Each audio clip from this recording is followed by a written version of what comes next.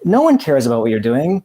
No one remembers what you're doing. No one remembers the post or story you made yesterday that you're constantly thinking about. You're not the center of their universe. So just go out there and do it and move on. Like, just keep that in mind. You're not on everyone's mind all the time.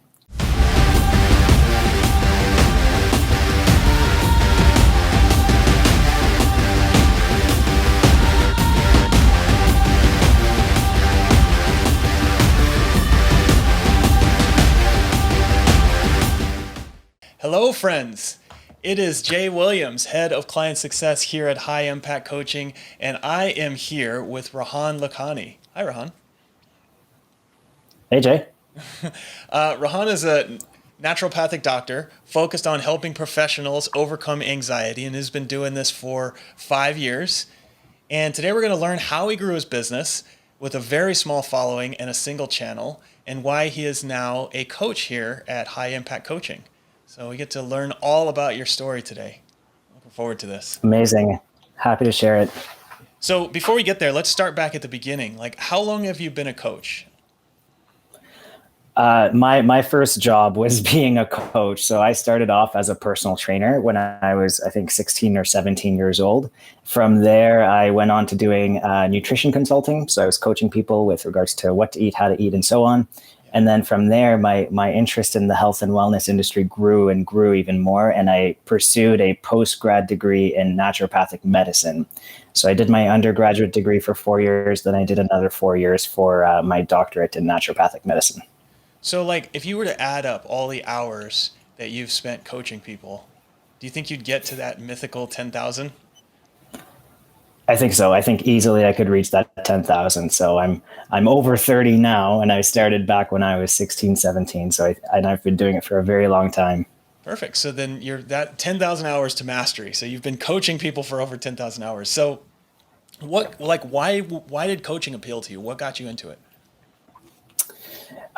So I'm Indian. My background's Indian, half Pakistani, actually. But, I grew up in a household where my mom would make us food to heal us first before she took us to the doctor and started giving us medication.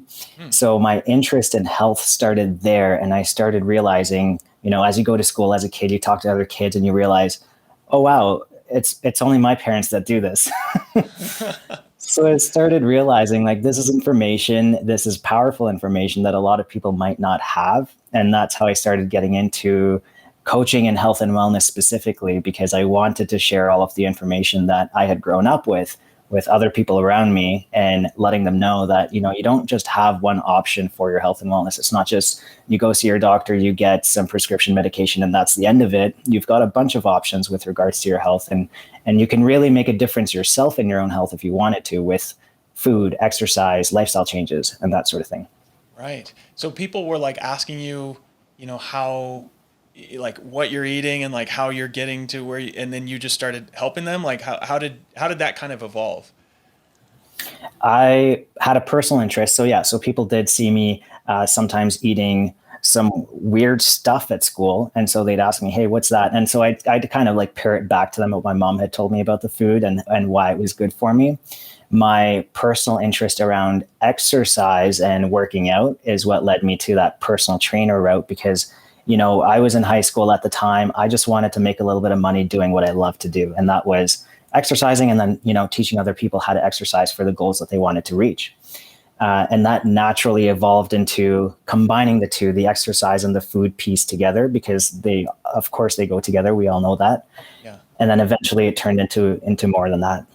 That's like, you're 16 years old. You're like, okay, I like doing this thing. I want to get paid for it. I'm going to start getting paid right now. Like, like that's pretty, I think most people in their 30s are, struggling to figure that part out. Like, is there something that was different about the way you approach things that led you to that? Honestly, Jay, and people that know me really well tell me this all the time. I don't think very linearly. I think outside the box, and I think of options that maybe other people don't necessarily think of. And it reminds me of something that I've been reading in a book by Alex, actually, Alex on the team. Yeah. He's like, there are some preconceived notions and thoughts that we all grow up with that if we don't challenge, they just hang out there. They just Right. sit there and we live our lives based on these preconceived notions and these thoughts that we grow up with. Yep. And so I guess I don't know how I grew up constantly questioning things, but I always did. And I always tried to figure out, okay, like, is this an option that I really liked? Is this something that really fits into my lifestyle? If so, great. I'm going to pursue it. If I love it, I'm going to pursue it. If I don't, then I got to find another option. To me, there's always an option that works best for me rather than just, kind of giving up and saying, hey, there's only one way to do something. I love that. I mean, I am 100% on board. I do the same thing. I always have this idea of like, if something is popular, then I'm questioning whether it's actually worth pursuing or worth doing. It's like, usually when things are popular, that's when it's like it's time to move on to something else. Right? So I would agree with that. Yeah. so your goal when you first started was just to make a few bucks, and that was a Yep. good part-time job. But then you got to the point where you said, okay, this is going to be my career, and you went to school and kind of focused on that. So when you got, like, did you start your business while you were in school or afterwards, or? I started my personal training business when I was in high school. So I started training people at their home gyms or at their condo gyms or whatever it is with whatever I had. Eventually, that evolved into the nutrition piece. So I had gained a bunch of clientele from the exercise piece that transitioned really easily into the nutrition piece. And so combining the two was pretty easy.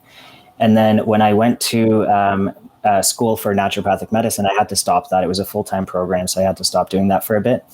I did some here and there, part-time, but it wasn't a major focus of mine. You And never then were towards the end of you never were at a gym. You just started doing this. You like, I will train you in your garage. Like you went straight to that. basically, yeah, I worked at a gym when I was in university at their gym, but I was also doing, training people at their house on the side as well. So I had, so this is another thing. I didn't want any debt coming out of school. So I was like, how do I make this work so I don't have debt coming out of school? And so I did this on top of my studies until I got into school for naturopathic medicine. Wow. So your first job was an entrepreneur.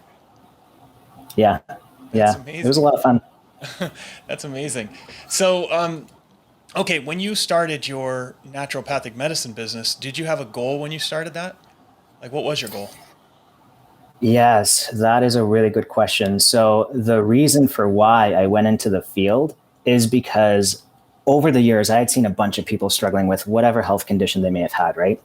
And so over the years, people would come to me and say they've been seeing their medical doctor for this, they've been seeing a naturopathic doctor for their condition, they've been seeing a nutritionist, they've been seeing a Chinese medicine practitioner, they've been seeing whoever else, chiropractor, everybody under the sun, right? Because they can't figure out exactly what's going to work for them. And so they're seeing a whole bunch of people. So what my goal was with this business is why don't we make it work for the patient and make it patient-centered care?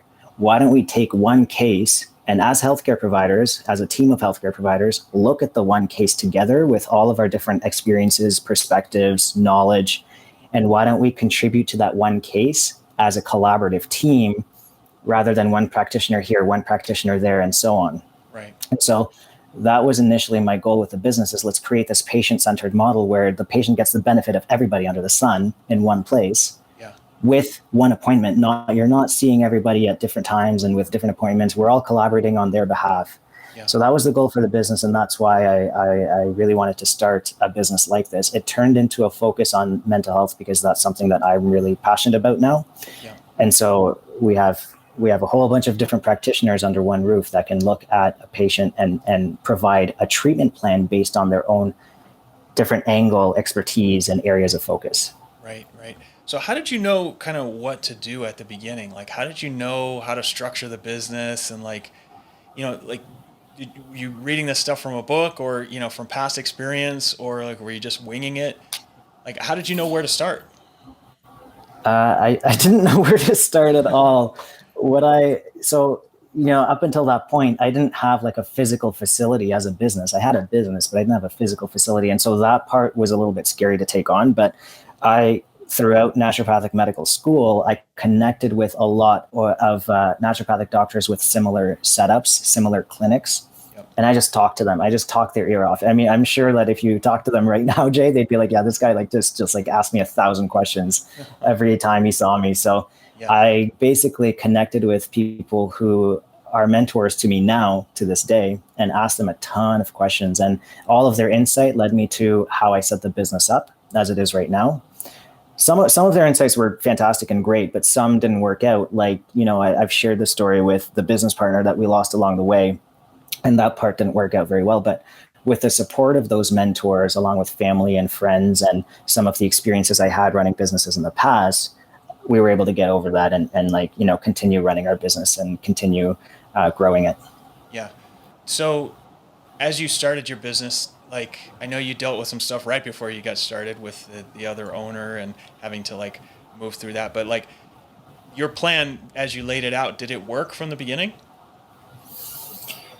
It was tough at the beginning because I was starting a facility from scratch, and I had also moved to a different location. I grew up in Toronto, but I moved outside of Toronto to a smaller town, and so everything was new to me. So it was really tough at the beginning to get the momentum going.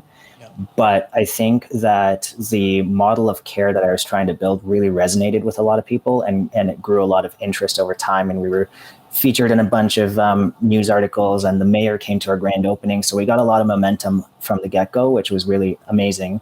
And so it did work, and it's still working now because people experience the results and they tell other people about it, and the word spreads. Yeah. I mean, this is really important. Is like, you can be great at marketing, but but the best marketing is getting results for people, right? It's like, Totally. when you start something new, people are interested in the new thing, but those new people, if they're not getting the best results from you, then that newness is going to wear off, and you're not going to be able to find your next clients, right? Was there a Exactly. point during the sort of last 5 years where where you were kind of struggling, where things stopped working?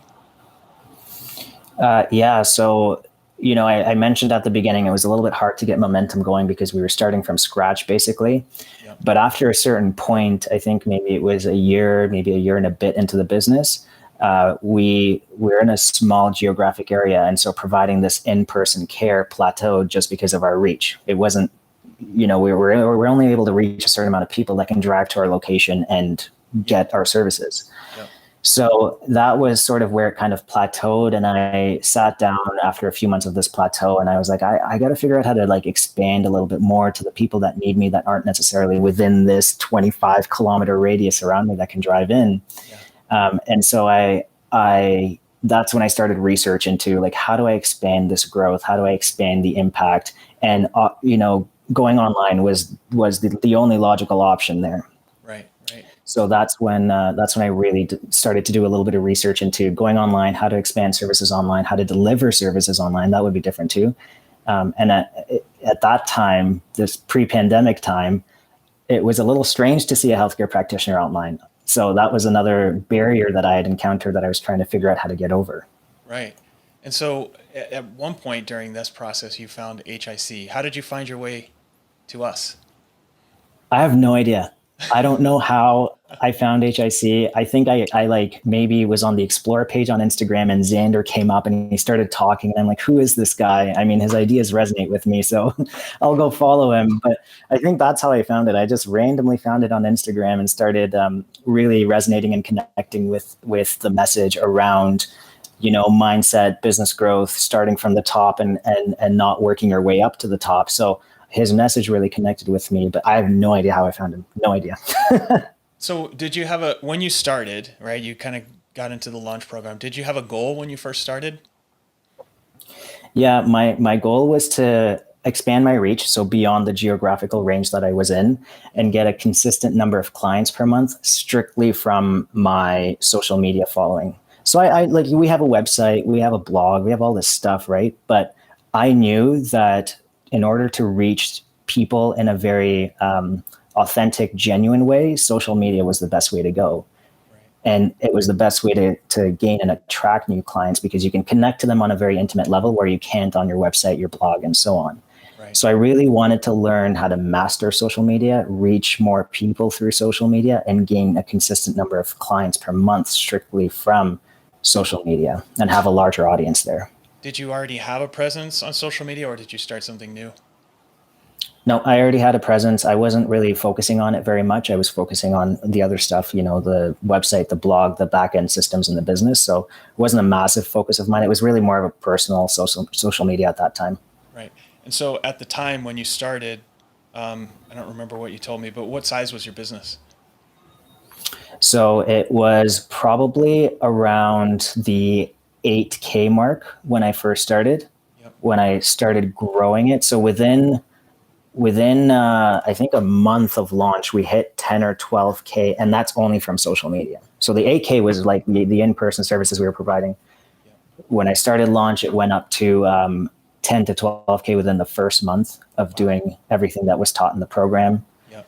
Within the next 3 months, it grew to like 12K. It had a little bit of a dip when the pandemic hit, Yep. but I think it was because all of the uncertainty around what was happening. People weren't really engaging online. People weren't really like, they were kind of lost and confused, just like everybody was, and that's Yep. completely understandable. But once we started ramping things up again, and luckily, here's the thing too, like luckily we had all of these online systems set up before the pandemic so that we were immediately able to jump in and start helping people online when they were ready to receive the help. So I'm really thankful and grateful for that. But once we started jumping back in and starting the offering those services online again, knowing that we were allowed to based on our colleges and regulatory things, we went up to like 14, 15K a month right away. And it just steadily grew from there in terms of the patients or the clients coming in just from social media and online efforts. Wow. So, okay. So now you're closer to like 20, 25K. Yeah. Yep. Yeah, So, exactly. and you just followed the system. I mean, you must have a following of, 10, 20,000 people to get to 25K, right? Absolutely not. That's the funny part, right? Like, so I said within a month of starting the launch program, we hit the 10K mark only from online efforts and Yep. social media efforts. At that time, my following was less than 500J. 500 people on Instagram. That's Wow. it. Wow. That's it. Yeah. That's amazing. It it's still, I mean, I said earlier, like it's still wild to me. Like I still have to pinch myself sometimes, but it doesn't take much when you're being really authentic and genuine and genuinely connecting with people online because it's social media. We forget the social. It's social media. Yeah. You build connections, you build relationships, you build meaningful conversations, and that can turn into clients very quickly. So, and I asked you a loaded question. You still have less than 1,000 followers on your Instagram account, right? Yep. And I think I have like you're consistently generating sales each month from that account. How the hell are you doing that? absolutely. Absolutely. So the way that you again build and connect and build those relationships really matter. So a lot of people are clients who are following me, and that's great because they turn into patients afterwards, like paying clients afterwards. Yep. So they turn into potential clients to clients. But a lot of the other people following me are people within my niche as well. So because I focus on mental health and using things like nutrition and herbs and lifestyle changes for mental health, a lot of people in the therapy space have started following me. Mm. And those are potential people to collaborate with, practitioners that can refer to me. And so I build those relationships as well and branch out to them and ask them what their practice looks like and what types of people they're helping and how I can help their clients as well if they need it. And so building those relationships has been huge too, because now they start referring to me from the client base that they have. And so it's not necessarily coming from my Instagram base. It's coming from these people who are now referring to me, noticing really good results with their clients that they've referred, and then they start referring some more.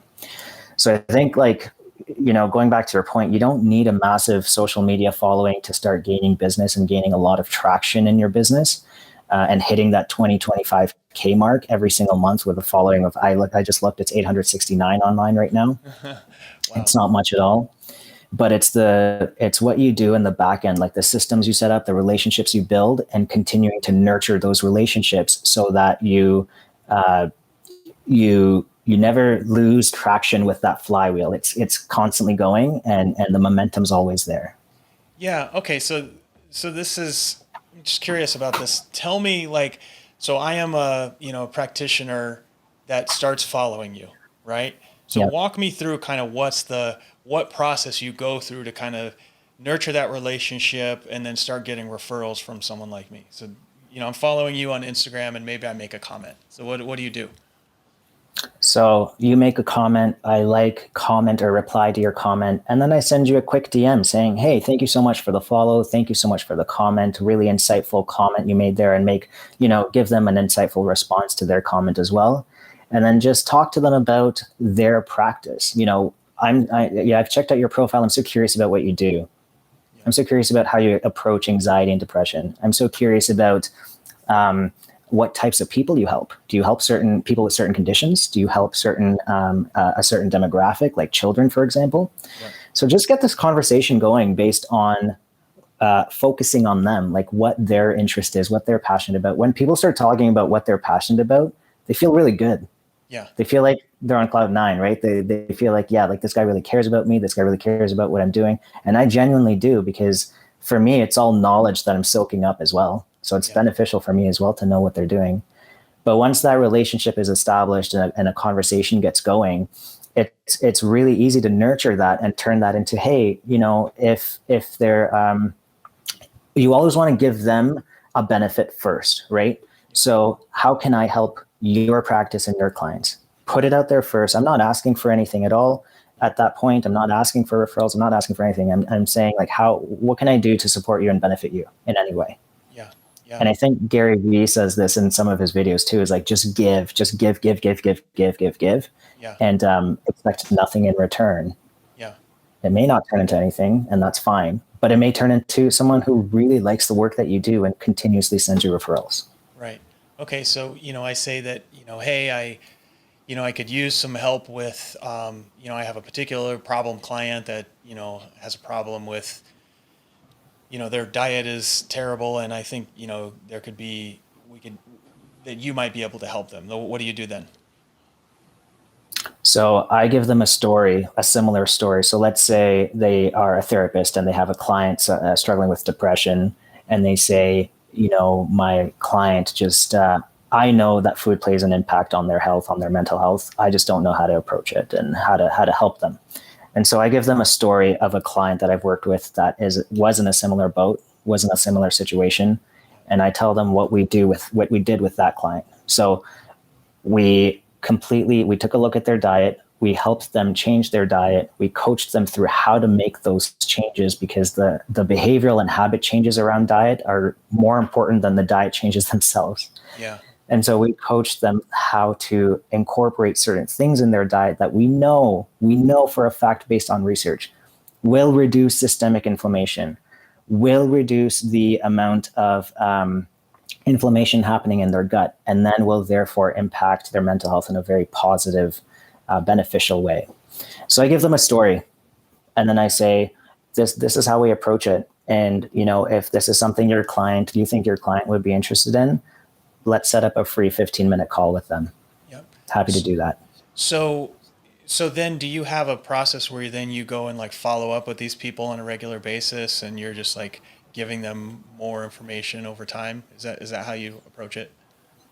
Yeah. So I have a tracker, or we have a tracker on the back end, where we say, where we kind of rate people based on their level of interest in our services, and then follow up with them every quarter, basically. So if they're local, and I mean local as in Canada. Yeah. So if they're in Canada, I mail them a print letter from our clinic saying, here are the new things that we're doing. Here are the services we offer, some of the new research that we've been involved in. And I email them a print copy of our newsletter in the mail, snail mail, using Canada Post.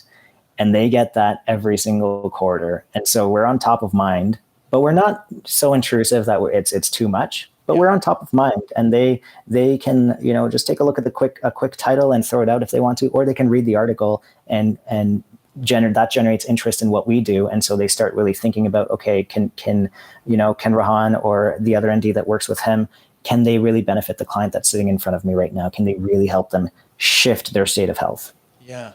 That's interesting. So like you ask people for their mailing address, like sometime in the DMs, if they don't go anywhere, you're like, hey, I can send you out this sort of free newsletter that I send every quarter. Yeah, I just ask them for their permission, and then usually you can find their office address online through their local college or their association. I love this. I love it. So, Good. one thing that I often talk to coaching clients about is like, you know, we're so focused on like the numbers, like how many followers we're getting, how many, messages we're opening, whatever, but these are people, right? And if you focus on how you can help people and you're doing that first, then when they're ready, if you are around and if you're constantly getting in front of them, then they'll look to you first, right? And Exactly. one thing that people don't know is, Xander's, high impact coaching, this business started mostly from referrals, right? It's like people that he knew or people that he knew, and he basically expanded that to social media, right? Focus first on the people that need help them, right? And then, start a small social media following where then you can start helping those people as well. So I love that. I'm really curious, why a print newsletter? Why not send out an email or like a video or something like that? A part of it is because I'm old school myself. So if I get a print newsletter versus an email newsletter, I'm more likely to look at the print newsletter. I think there's more of a personal touch attached to it. But I think for me, especially again, so being in the healthcare industry, a lot of our systems are lagging in terms of technology. Not a lot of healthcare practitioners are online on social media engaging. There are more and more now, but it's slowly starting to pick up. Yeah. And so, like, for example, doctors' offices still use fax machines. Mm-hmm. So we're very behind on technology. So for me, the print just hits better with the practitioner demographic that I deal with, because it's just something that has this personal touch. It's Mm-hmm. something that they're used to, something that's comfortable for them. And that's why I stick to print. Email, I use all the time for clients or for potential clients if they're on my email list. But for practitioners themselves, we'll send out an actual like print newsletter, bifold little thing, and send that off to them. So there's just like there's so much marketing brilliance there. Really, it's like, what are your clients doing, right? Where did they hang out? And make sure that you're there. So, focusing on your market, like they're more likely to have a fax machine in their office than to have a MacBook Pro, right?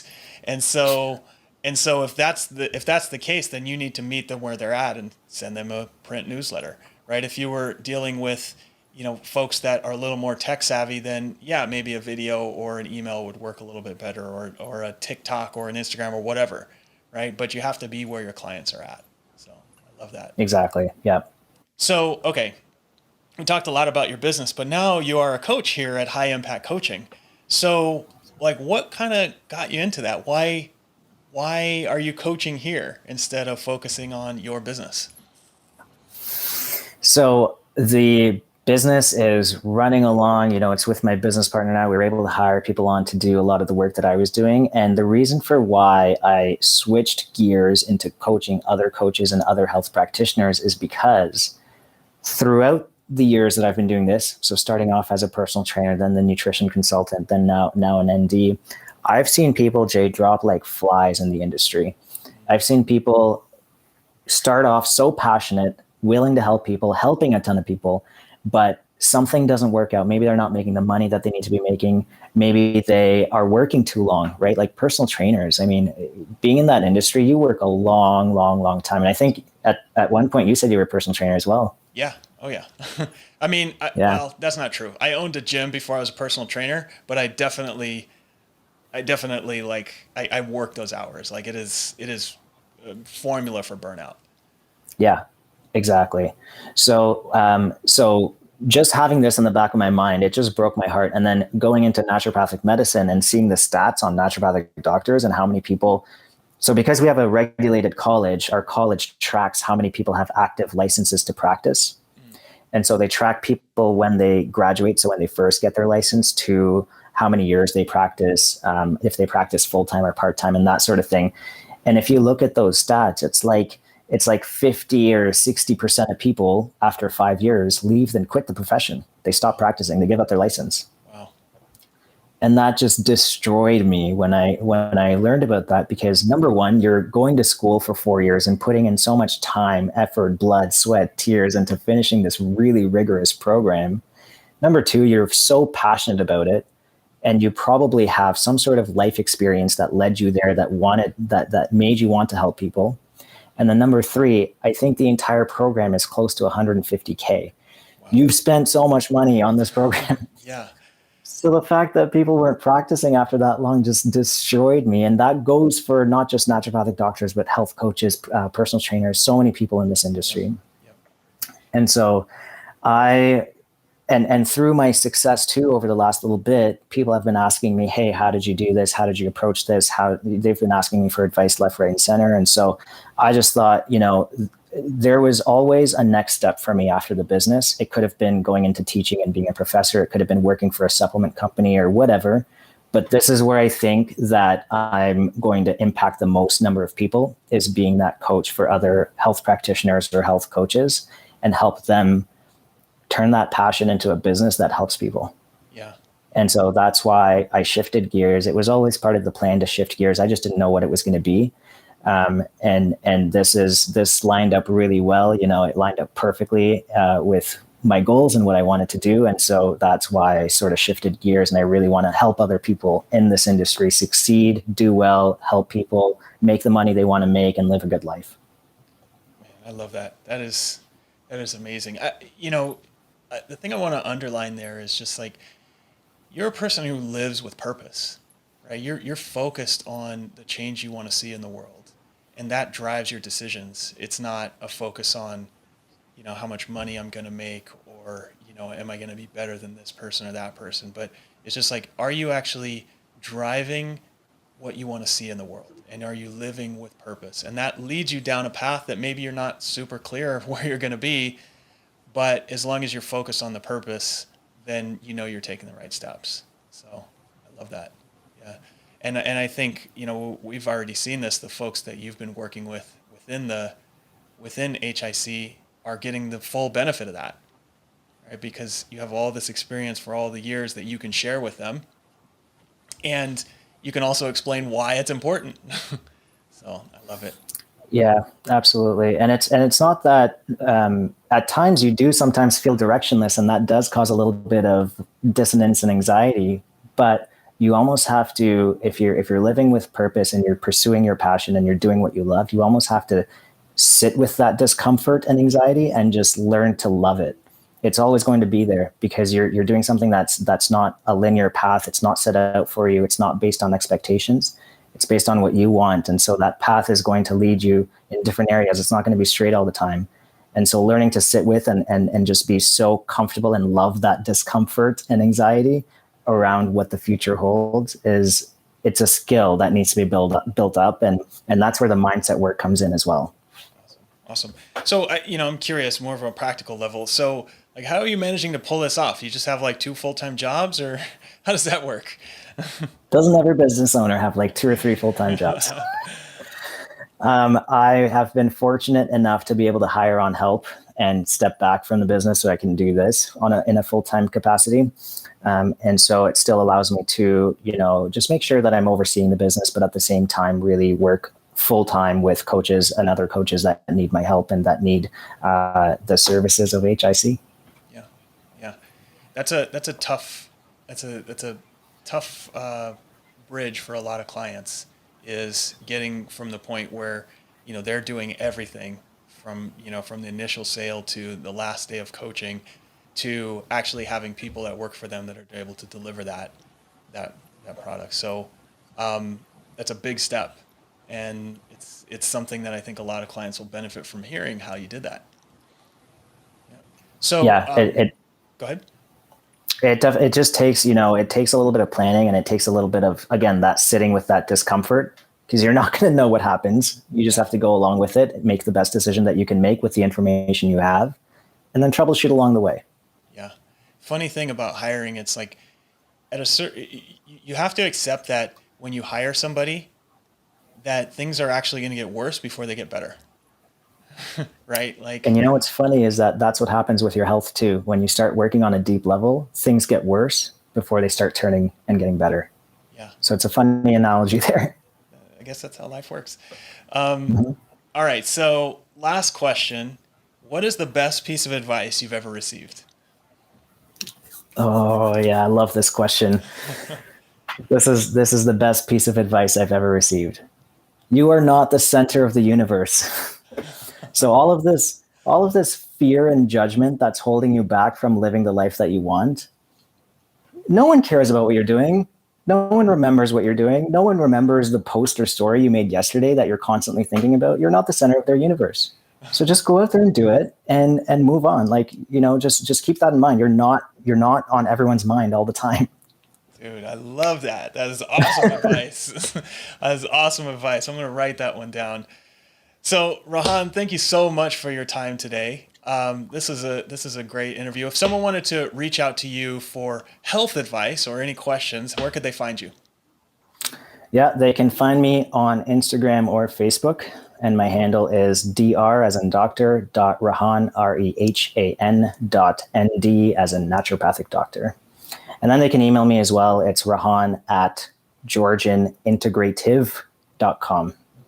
Awesome. Great stuff, man. Thanks again. And I'm sure this won't be the last time we do this interview. So we'll see you again soon. Awesome. Thanks, Jay. See ya.